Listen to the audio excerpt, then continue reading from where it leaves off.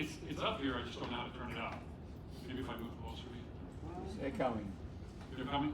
Echoing. Okay. I'll just try and talk loud. And, That's right. Maybe you can hear me. So this is kind of my play on just when things go wrong, when things you don't predict. So there's some of them here that don't, but I want to point out that later I'm going to talk about an X-15 pilot that died, and I don't want to make light of that. So I'll bring that up, and we'll slow down there just a little bit for that spark. But there's a reason why I want to do it, and I'll tell you the time. All right, so the first one I'm going to talk about, and it's kind of a bit of an eclectic because there's a lot of different things here, but the whole story is basically around things that don't go the way they planned them to go. So the first one has to do with a weather satellite called NOAA. Not read the acronym, it's a hurricane tracking satellite. And there actually is somebody on board that I talked to that actually worked for NOAA and was around when this happened. Apparently there was a lot of drinking going on when this happened. So this is the satellite. It tracks the weather, and it looks at. So they've got it on a stand, and the stand allows them to go vertical or horizontal, and they're moving it. This guy over here, he's practicing for when he's going to be working at McDonald's, which is about right now. So this is $290 million on the floor, and it's a lot of money. You have to understand when they work with these satellites, everybody's wearing clean room clothes. You don't touch it, you don't do anything. It's really a big deal. You don't even move a ladder close to it, or people get nervous. So this was quite a while back. I took the date off because I don't think they don't really need to know the date. So. Oh yeah, it's probably double that. Well, plus they've actually increased the capability of the satellites, so they're better. So this is, I mean, at least I don't have to come to work today and say I dropped $290 million on roughly half the price of the ship, probably close to it. So the whole point was that they had a shift changeover, and they had removed some bolts, 24 precisely, that were not in, and you can see it used to mount the white thing on the left there. But it did suffer significant damage, lots of damage. Yeah. Do you remember the X-15 tape we had in the last one? They need some of that here. So yeah, they can fix it. So basically, they did have some backup instruments that they had. They don't make one of anything, and the contractor said, "Yeah, it's our fault. We'll fix it." So he fixed it with the backup stuff, and it is on orbit. But there was poor documentation. They have something called red tags. So when you do something like that, you tag it red. So any crew that comes in will know, hey, that's a red tag. And they didn't have a good changeover, and quality and safety wasn't doing what it was supposed to. But no one got hurt. So we did fix it. So now we're going to do. I'm going to chase a little rabbit. I want to talk a little bit about satellite. I'm going to bring you all into satellite engineering real quick. These things are on orbit. They get extremely cold when they're not in the sun, and they get extremely hot. So how do they manage that? They've got these plates on the side that turn. So they turn. So as they turn, they can determine, hey, do I want to reflect the sunlight off of it, or do I want to capture it? So if they want to reflect it, they turn it one way, and if they want to capture it, the sunlight gets it. So as the thing turns, these things open and close by themselves, and they can tell whether they're keeping it warm or cooler that way. Now you're all satelliting. This is not a photograph provided by NOAA, probably. I'm going to make fun of it. The black line is the prediction of it, and the red line is the actual path. But might have a little wobble to it because the satellite didn't work. Not sure that's what happened on there, but you'll have to fact check that. All right, so now this one's not a great video, but I found this one. I want to show it because my father-in-law used to work at the submarine board, and this is what they did. So I have a little bit of inside information there that I may or may not should be sharing, but we'll watch it and I'll talk about it.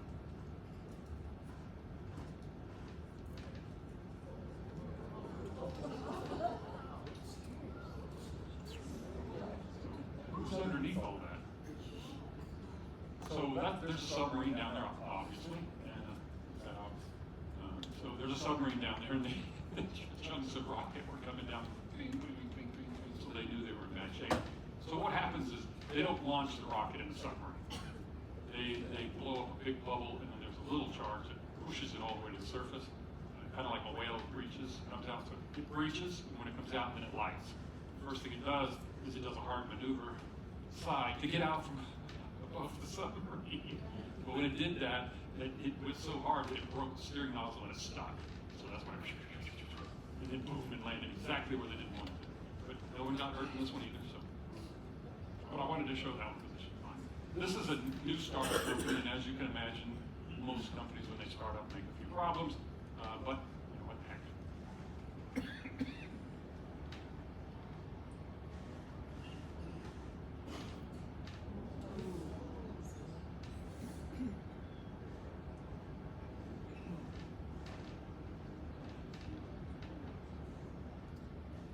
So this is one that was in the preview section, and, but I broke it up in a couple little clips because I want to try and explain it a little bit.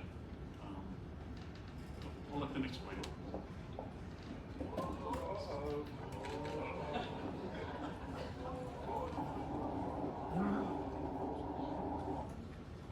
I was going to let them explain it. They did a good job, I think. So, sorry, back to satellite class. When you're getting on the boat, boats move, you move around, right? That's your internal ear telling you, hey, which side's up. You don't expect the floor to move. Well, that's exactly what this rocket's having trouble doing coming off the pad. You can see it when it leaves the pad. It doesn't really know which way to point. It keeps trying to get back, but it can't do it. So I'm going to go that way. And we'll try the other way. So either it's having a guidance problem or it's at a bit too much to drink last night. We'll go ahead and jump into the next slice of it. So spinning like that means it has no clue when it's doing. That brown stuff is the monomethyl hydrogen that's coming out. You're standing on your head.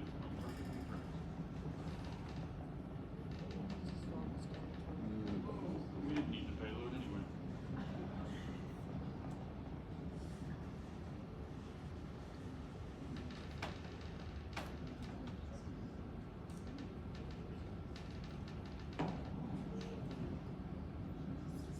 So in the other view that I was playing before we started, there are a lot of people around watching that. I mean, some of them are literally knocked over by the shock wave. They got up and moved, but it seems kind of traumatic when you look at it because there's people getting knocked down. They're not being hit by anything other than the shock wave, which is very loud.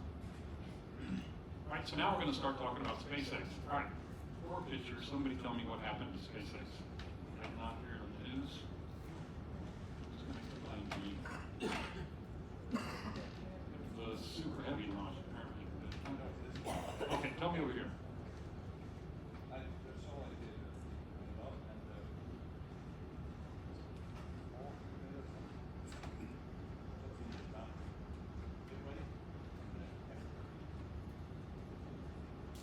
So did they catch the first stage? So they caught the first, they launched, they caught the first stage, and they lost the Starship. So that's the same thing that happened in the last launch, but they're still catching it. Elon Musk's idea is that if we're making some mistakes, but we're learning from them, since he did the same thing twice, so he's probably not happy about that, I'm sure. I do not think they actually paint these anymore, but they might have to raise some money to get some of these up. This is one of their first launches, and it is a failure. This thing is, 400 feet tall. This is huge.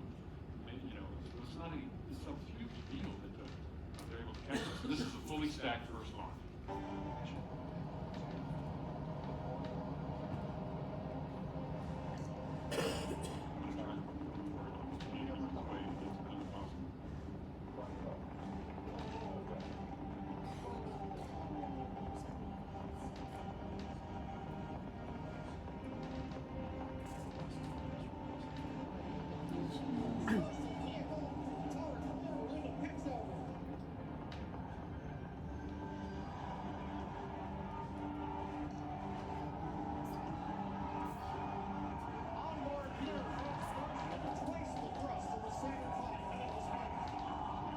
See there's engines out.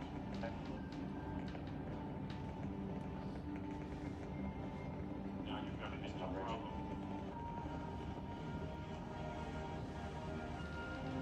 Where it's supposed to go.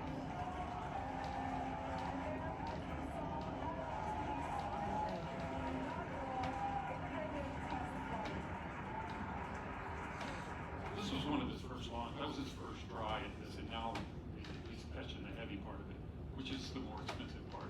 Right now, there's no payload on board. This is what they fished out of the water. All right, so now we're going to talk about. Did anybody see the news where the one broke up over the Bahamas into like a million pieces? No, it was Turks and Caicos. I'm just going to assume you did. All right, so this rocket is one of the heaviest lift vehicles ever made, so it's a big deal. NASA's waiting on it. So, and like I said, his goal is to learn from his mistakes. And so at some point, even the failures are supposed to learn from. So they called it unpredicted rapid, what was it called? Rapid unscheduled disassembly. That's what they call it. The term explosion in the rocket business is exploded diagram, like the diagram is, we don't use that. It's kind of like bad luck. So here's what the pad looked like afterwards. This is why they were having trouble with the engines.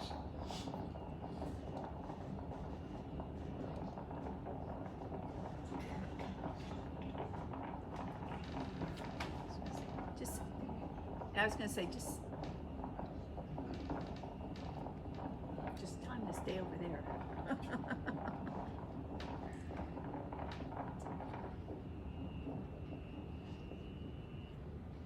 So pieces of pad, the concrete, just flew everywhere. You can see the dents in the tank. There's actually another tank inside that, so it didn't actually hit the tanks. But concrete everywhere. People saw chunks of concrete hanging out in the water. So some of those chunks of concrete came up and hit the vehicle, and probably that was part of the damage that they were having seen. This is what we're gonna. So the other thing about this is they'd already planned for some upgrades to the pad, a water deluge system, and they already had this stuff already at work. So it only took them a couple of months to get this thing back up and operational, which is really a miracle. So this is what we're gonna look at now.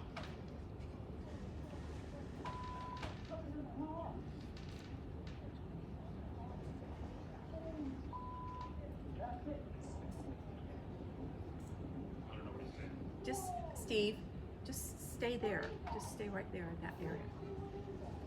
Just talk from there. You tell him. He's the boss.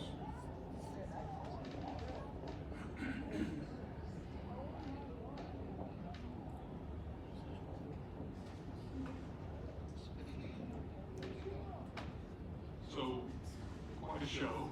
So your first question is, somebody asked over here, how do we predict that it's not going to come down on that island that you're all watching? There you go.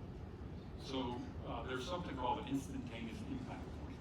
So as the rocket is flying, they're evaluating if it fails right now, where all the pieces go. So when something like this happens, they're watching it. If the pieces are going to go onto an island, they wait, and they have a self-destruct inside there that they can trigger from the ground. So as it flies over and they know where the pieces are going to land, they blow it up so it lands in the water and safe. So that's one factor. The vehicle also has its own self-destruct system. If it comes off the pad, like boosters or something fly off the side, that triggers its own self-destruct because they don't want it going any further. But they want to let it fly as long as they can because they're collecting data. All that data is still coming down, and they can figure out. You can't figure out what went wrong if you don't have data. So I'll show you one here later that blew up, and they got data 14 seconds after it blew up. It was totally gone. Most of the vehicles gone. They're still getting data. This one was very. I think we even saw pieces of on eBay. Did anybody buy any? $5,000. You lost some? No, I heard I was in Turks and Caicos a year ago, and I heard that the piece of debris came down and hit a car. Grand Turk. That's not supposed to happen. So they do. Well, at Kennedy Space Center when they launch, they actually make sure they're clear, the route's clear. They tell the boats and stuff, ships or boats, both fishing boats, you need to stay out of a certain area. But after it gets out so far, a lot of it, if it's high enough up, most of it will burn up and never hit the ground. So they weren't quite high enough for that. So that's why they used the range. So this is another SpaceX failure. I was at home watching TV when this happened.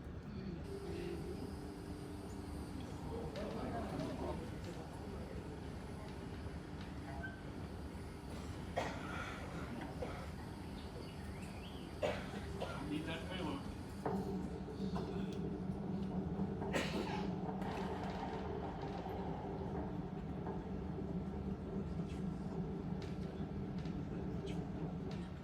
I'm watching TV, my refrigerator comes off the floor. That was how loud it was. They said that the insurance company wasn't going to pay for the payload because it didn't actually go in flight. I assure you that it left the ground and went somewhere. I still don't think they paid. So this is him still learning. That's what we're going to call things blowing up in space. Still learning. Just change the term. So this is one of the first attempts at landing, and watch the thrusters on the top that are trying to keep it stable. I'll give you a couple of views of it.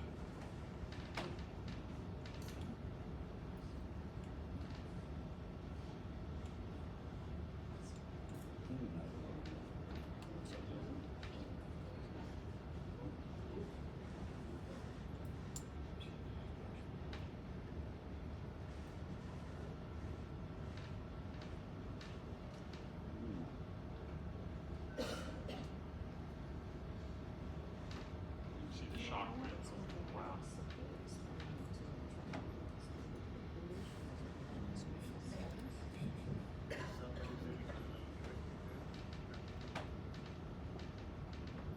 There's a shock wave. But he's better at that now. He hasn't lost a vehicle on landing, and I can't remember so much. This is one I wanted to bring up. This is one of the 4 times I think Neil Armstrong probably shouldn't survive. The other one was on the X-15. One was ejecting out of the limb lander simulator, and the moon landing was pretty spectacular. Not necessarily great. So this is a Gina. What they're trying to do here is for the Apollo program. They're trying to learn to dock in space so they can do all this stuff.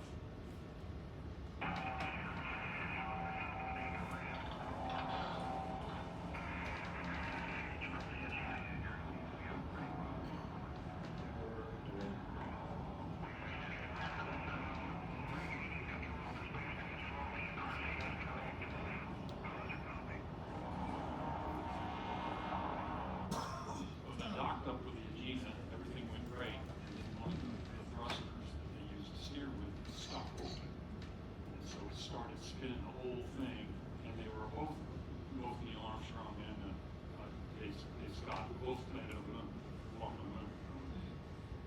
They were about to pass out, but Neil just kept playing with it, trying to pull it in, and he finally kicked the eugene away, so it flew off by itself. It was just on the capsule. And he was able to get it under enough control to basically fire the engines to get it to come land. So when it started coming in, they used up all their fuel for maneuvering around, and it had to come back. And so I'm not sure.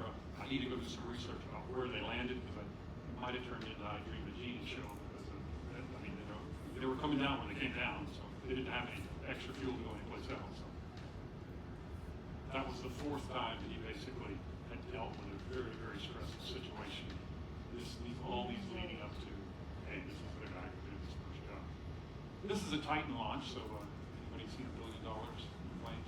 We have ignition and liftoff of America's silent hero, the Air Force Titan IV. Not so silent. The vehicle has rolled to the proper flight azimuth for the T plus 40 seconds. Oh no.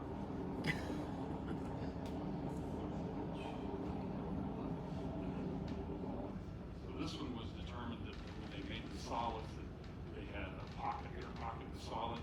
So when it burned out to that spot, it gets real hot there real quick, and then took out the solid, blew it up, and then the solid went, the range struck, took out the rest of the vehicle. This was in Florida. So this one's not quite as dramatic. It's still $1 billion boo-boo. They have a Mars observer. It was just going to go fly around Mars and take pictures and map the ground for everybody else. Their plan was to save the communications. They would shut it off a couple of days before and just let it go into its landing routine. It's kind of a complicated landing routine. do a little bit of aero braking, so they fly through a little bit of atmosphere, slow down, they fire some thrusters. But during that process, there was a leak in one of the thrusters inside, either a pressure valve. They don't know, either because the communication was off. That communication, the reason they turned it off is because it's very violent going in. They didn't want to destroy the communication, which they never got to use again. So it was either a massive power failure, computer failure, leak. Some people say that it was the metric that heat conversion, and they just flew too close to the sun, to the moon, Mars. This is what it looks like on orbit. Yes, I did take that picture. So they don't know what happened to it. It's gone. They lost communication with it. That was it. Never heard. So they didn't really get enough data back to figure out what happened. This is another launch. There's a couple of views in this one. The interesting thing is what happens to the camera viewing it. There's no guy in the cameras.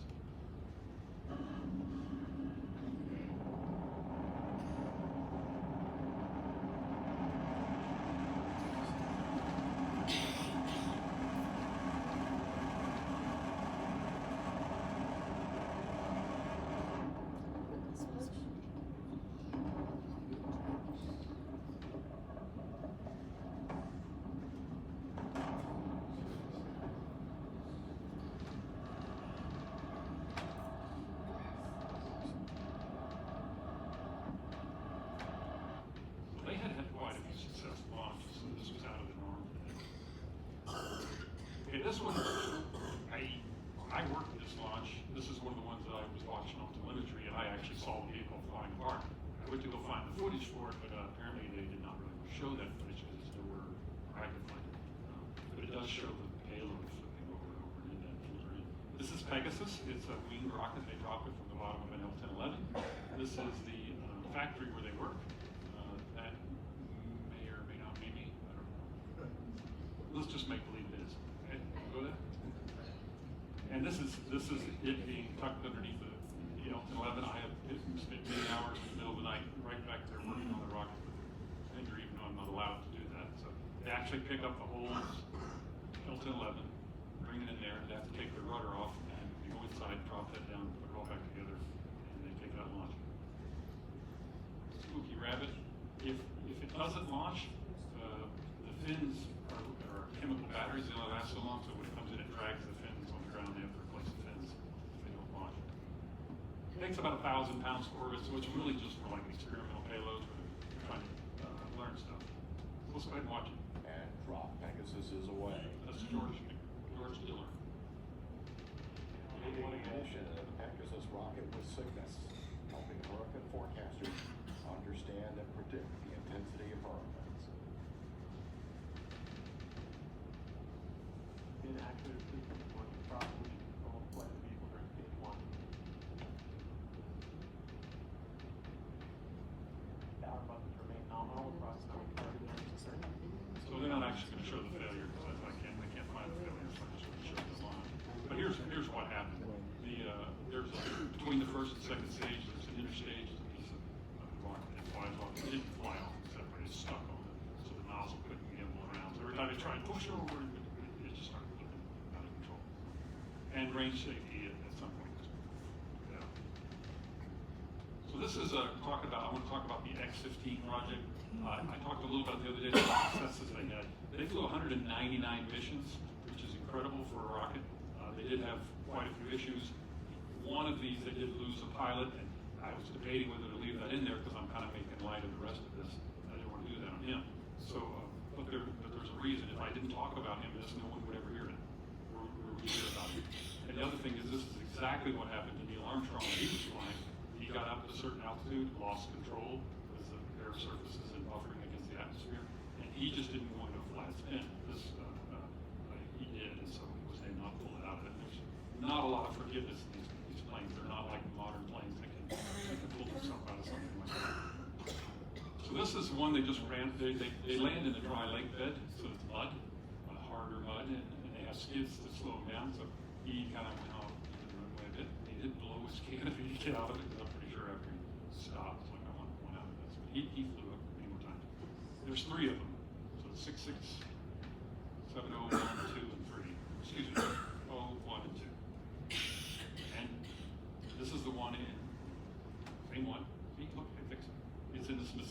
see it. Neil Armstrong flew in this one. And right below it is the Apollo 11 capsule. Not much. So that's fun to go see. So here's one that they were coming back in, and the engines didn't work quite properly, so he had to abort the mission. Well, he aborted, and he still had most of his fuel on board, which makes him very heavy, and he came in pretty hard. And they land very fast. They kick out the bottom fin too.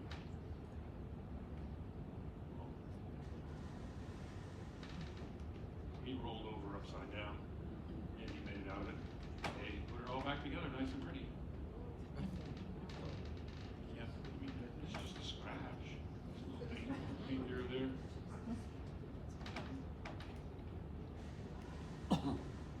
So this is one they were coming down in, and he also hit hard.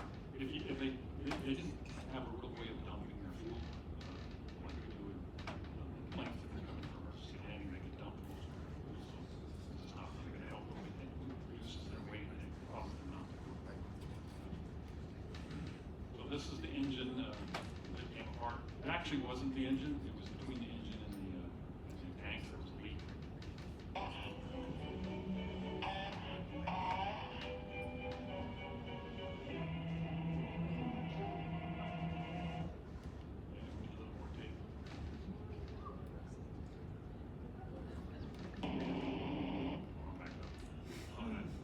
This is a static engine test.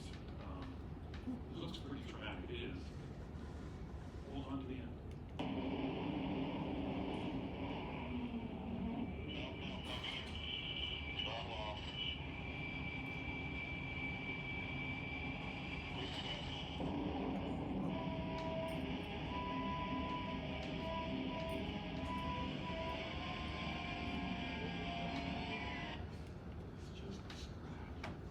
So it kicked the whole front module for, so the pilot didn't really get hurt. He said it was like being on the sun. It was so loud and so bright.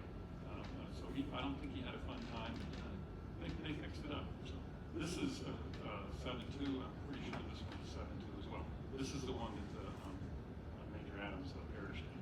It was flight 191, so they didn't fly a whole lot after this. But that was not recoverable. So now we're going to go. Anybody from Russia, please raise your hand. I'll give you a picture now. I'm probably not going to say.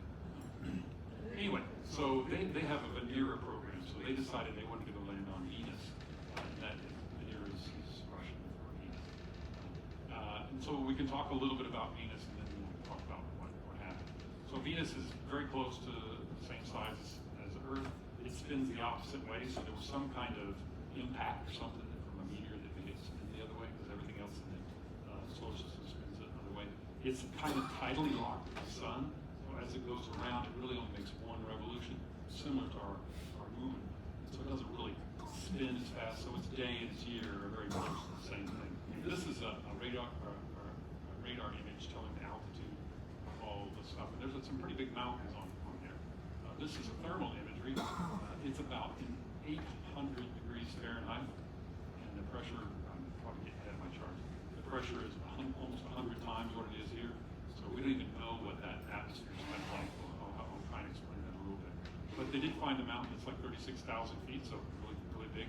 It actually causes, like the moon does with the water, it causes tidal effects on the sun. So whatever lava or whatever that is on the sun pulls it towards it, so they can actually see that as it goes around. And neither Mars nor Venus have moons. So this is what I was talking about. If you look at the table of where things are solid, liquid, or gas, it doesn't fit there. It's some kind of supercritical fluid. So it's not really fluid, it's not really gas. But at that temperature and pressure, if you were on there with a very acid environment, you would not last at all. Which becomes a problem for the Venera program. This is the Venera program. They had quite a few attempts. They only had a few that landed. One of the first ones to land, the parachutes, they were landing and the parachutes burned up in the atmosphere. And it just fell. It just crashed in the ground. And they all know, well, somebody was still recording data, and they came back later and there was like 25 minutes of data even though it hit the ground. So they quickly figured out that what was was happening to it was they were spending so much time in the atmosphere, it was active, that it was eating up the spacecraft and killing it, overheating it. So they took the parachute off, and they used basically an aero brake to come down really fast in the atmosphere with this big shield, and they got a big landing system now, they can bang into the ground and land. And they were much more successful in that.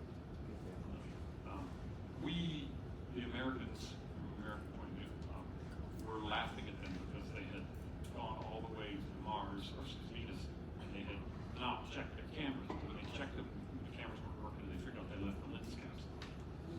So we had a great opportunity to make fun of them. And, but when it landed, it fell off. And so it's like, okay, well, no harm, no foul. But that's not what happened. That's what the Americans, and when I say Americans, it was designed to keep the lens caps on because the atmosphere is so toxic. They didn't want to burn the cameras on the way down. So I'm going to let you hear it coming off in a minute and see what it sounds like. But that was just people trying to make the program. Their program was very successful. They had and they had to try a lot of times. That's why they're in here. But they had some very successful landings. They got some good data out of it. One of the tricks that they used to keep it from burning up is they put it in a titanium sphere. That's one, and then they filled it with sodium. Solid, and as it got hot, the sodium would turn. You can hear now. We haven't been able to hear it all. I So can hear you now. Oh. first time.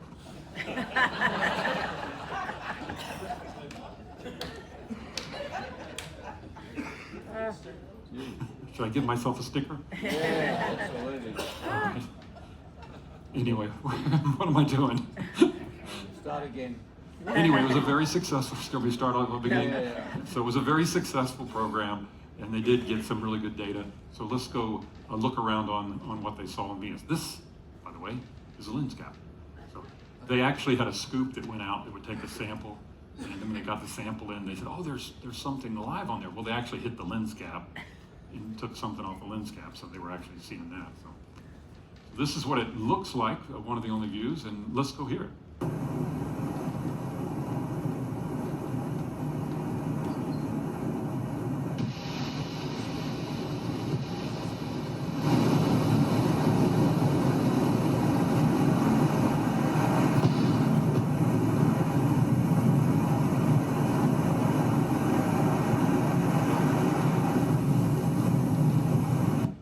That was it actually spitting off the lens cap so that it could. Now, of all the cameras they sent down, probably only about a third of them actually did kick the lens cap off, so maybe we can still make fun of them a little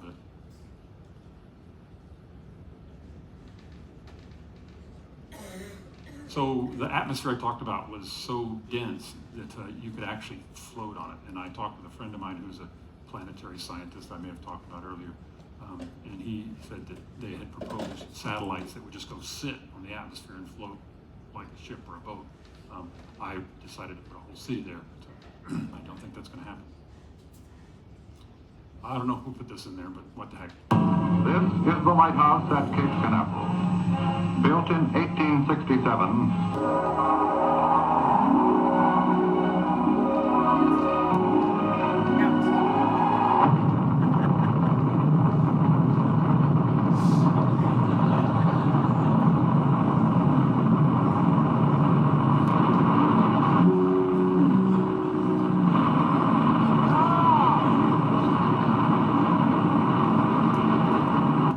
There's a whole lot more to this, but I'd have time for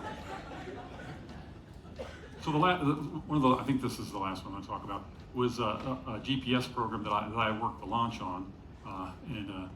This is what the satellite is. It's a global positioning satellite. This is how everybody uses to drive around the ocean. There are a few more projects that are coming up there being able to provide data to do that, but this is how all the ships know where they're going. So again, Cape Canaveral. Hangar AE is where I worked on the right over here. I had a laser, I'd point at it. And then Launch Complex 17, SLC, Launch Complex 17, is about 3 miles away. So that's the distance between us, me, and the rocket. So here's the launch pad area. So we're gonna go into the blockhouse now.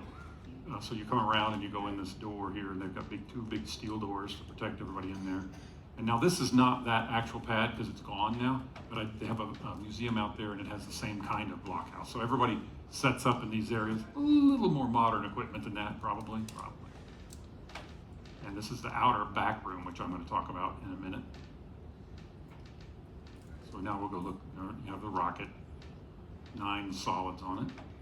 And this is hangar AE where I work. Notice it's not a red AE anymore because they made me paint it.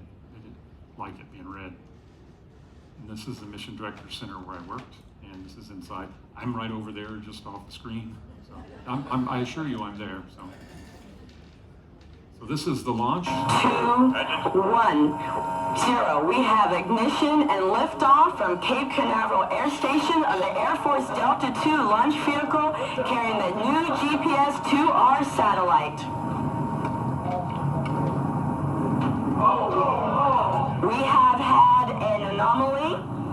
We just had an anomaly of the Delta II launch vehicle from Cape Canaveral Air Station. We need to secure the area.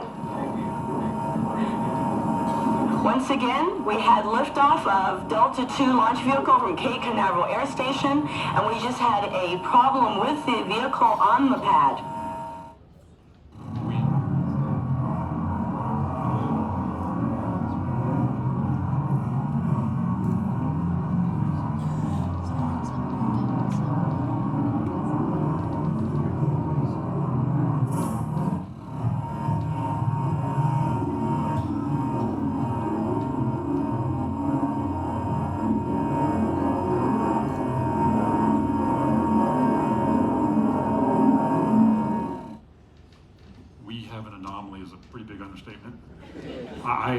I kind of think it's, I don't want to make fun of her, but I guess I will. She's like, oh, we need to secure, do all this. She's an announcer. She's no engineer. She isn't. So all the ooh when you hear, that's actually in the room I'm sitting in. So, and it felt like somebody ran inside the building with a truck. So, and all of these, when we look at a lot of these, we know pretty quickly what happened. We don't know the exact cause, but we know a solid blew up. So, one of the things that happened was the cable trays that come into the blockhouse were made out of just cables from the 60s, and they weren't fire rated. So they actually caught on fire and burned inside the building and started creating all this smoke. So they had to evacuate into that back room and put towels and stuff in them. So it quickly became more of a rescue effort for them, but you can't get to them because there's pieces of rocket burning all over the place. And so they had to figure out how to handle that. So this is they got one good shot of the crack on the side of it, and so they never really found it. You know, the manufacturer saying, oh, well, somebody bumped it during processing and put a dent there and cracked it. You know, nobody wanted to own up to what happened. So these are how they get those great pictures. This is a World War II gun mount, and they mount all these cameras on there. One of the guys I know was on top of a van, and you saw the one that came down like it hit the woods and blew up. He was filming that, and it almost knocked him completely off the trailer. There was a rail around it, and he fell into that. He got back up, and he got back on the camera and watched it come in, so got some really good footage there. He probably has to clean out his shorts. Did I say that out loud?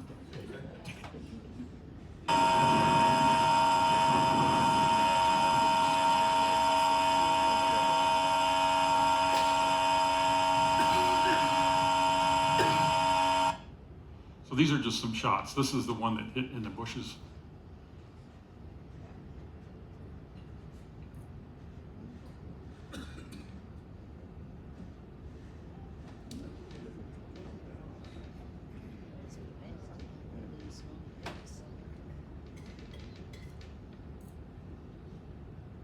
So at the time, they were allowing them to park near the pad.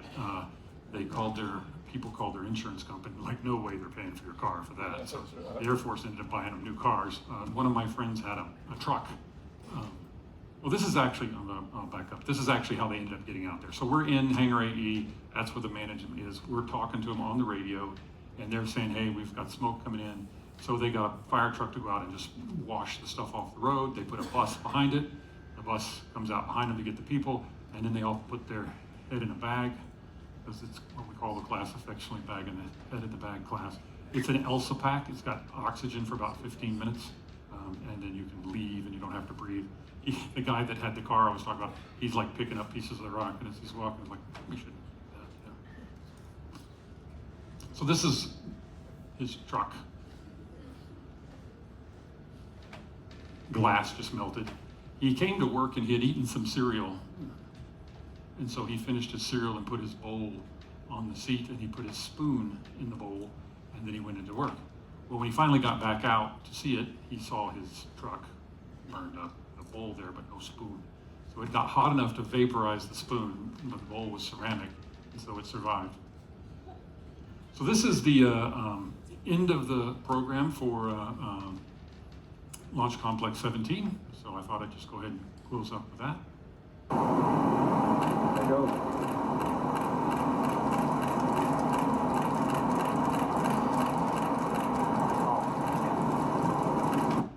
And they can't keep everything up forever. So that's what I have for today, and I got it right in there pretty good on time-wise. We're supposed to see satellite class up there. We didn't do it. We did see one satellite last night while we were standing there. It was very bright. So people believe me. There's a couple that saw it. It was pretty cool. So hopefully we'll be able to get to do that some more. It was not an airplane that I was looking at. The airplanes usually flash, and they don't go south from here much because there's not a lot down south. Apparently you can go a little bit south. All right, so sticker question time. So we can get in here. I have pictures for the bravest few who start.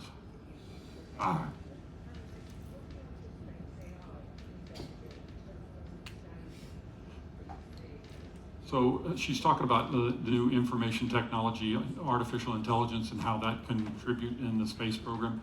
What AI really does, and what you ought to think about, it's a leverage, it's a tool. I can dig a hole faster with a shovel. So AI allows you to analyze data, bulk chunks of data.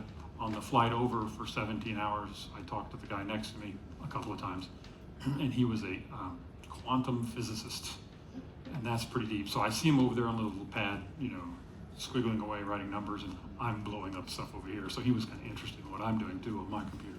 But he said they use it it might take him a month to solve a equation. And so what he can do is he can take that information, plug it into artificial intelligence, and now I can do it in an hour. But it's only going to do what he just did. So what he does is he goes in, he changes the parameters a little bit, runs it an hour, does a whole another month's worth of work, a couple months worth of work, and he can do that really quickly. So it's basically a way of processing information faster. I don't really think we should be afraid of it. I think they had a robot and they asked it, if it would take over humanity, and it said yes, but I think that was a joke by the robot. Got a couple more pictures for first answers. Oh my goodness, I do not know what he died of. I met him probably about 3 or 4 months before he passed. So I kept thinking that I had given him a cold of some kind.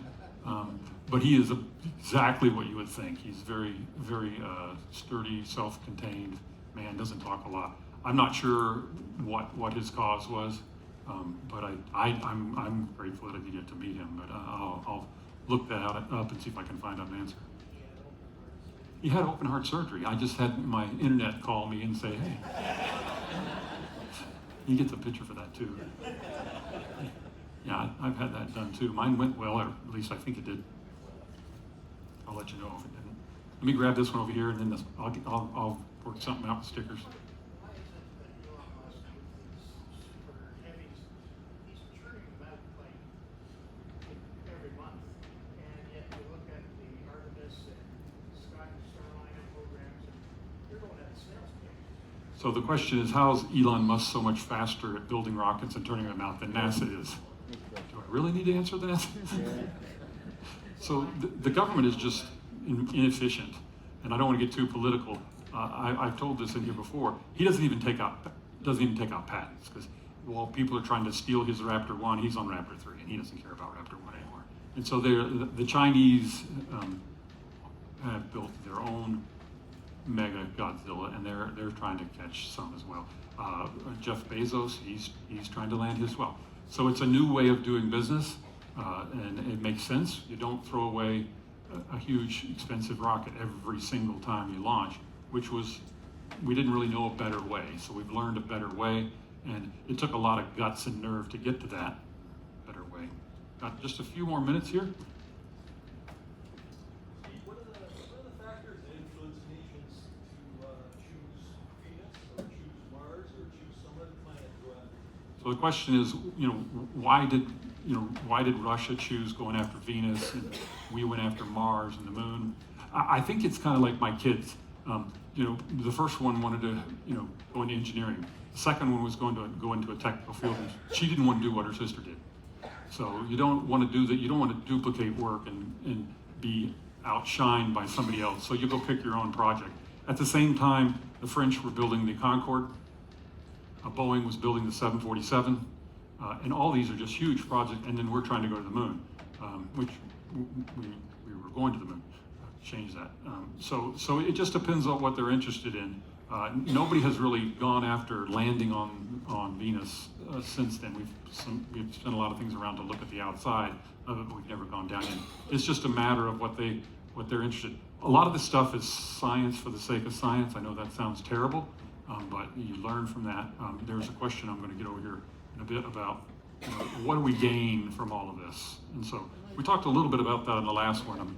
The level of technology has just jumped up hugely because we've gone into a technical field. We can do things now that we never even thought about doing if we hadn't have had the Apollo program. It just pushed technology up and brought everybody to a whole nother level. Everybody, and we got a lot of things. And even though they say, oh, yeah, we got Velcro and we got, Kevlar and stuff. Yeah, those are direct relationships, but the real ones are just increasing. I'm an engineer now because of it, so I wouldn't have been an engineer. Couple more, two more. Let's do two more, and then I'm going to try and gotta have it. Two more. One back here, a couple in the back. Go ahead, I can hear. Why do they always have to speak in anomalies? Why can't they say, "Oh, damn, that thing just blew up"? Well, I think the guy that did the Titan pretty much did that. So the question is, why do they don't just say what happened? That was a lady named Ann Toulouse on the Delta. And I always call that the biggest understatement of the year. They're commentary people, and they're trying to, off the cuff, come up, improv, to say what happened. She's not an engineer. She really didn't understand it. If you heard in the background, they talk about a guy on that was actually in the preview. There was a guy named Skip Mackey. So as it launches, they have an engineer, very qualified, who tells what's going on with the vehicle and what's happening to it. And you could hear this man in the background, and he'd been around for many, many years, worked where I worked, was the leader of the hangar, and he would tell people exactly what's going on with the vehicle, but the public get to hear that. What Ann's saying is on the public, so her words are probably a little more guarded than his. There probably have been a few choice words used when, when $100 million goes into the water. One more, and then we're going to call it. What's the most expensive? Well, Hubble had about $13 billion total over the years invested into it. That's kind of expensive. I think James Webb, it was running around, don't quote me. We'll get to the Hubble one here, it'll be on there, so you can tell you if I'm lying now or then. You have to figure that out for yourself. About $8 billion. So these things are really expensive. Cassini, we talked about yesterday, is about $3 billion. It seems like they can't do much under $500 million. So, I mean, the global positioning satellite at the time was like 40 million, so that was a deal. All right, well, that's what I got for today. If you see me running around the ship, you can either avoid me, or you can come sit down and eat with me. I don't mind. If it's just me, I'll talk with you longer. If there's somebody else there, I might not talk as long. And appreciate you coming and enjoy it. Hopefully that's been Makes me sound like I'm a fun. mean person. Thank you.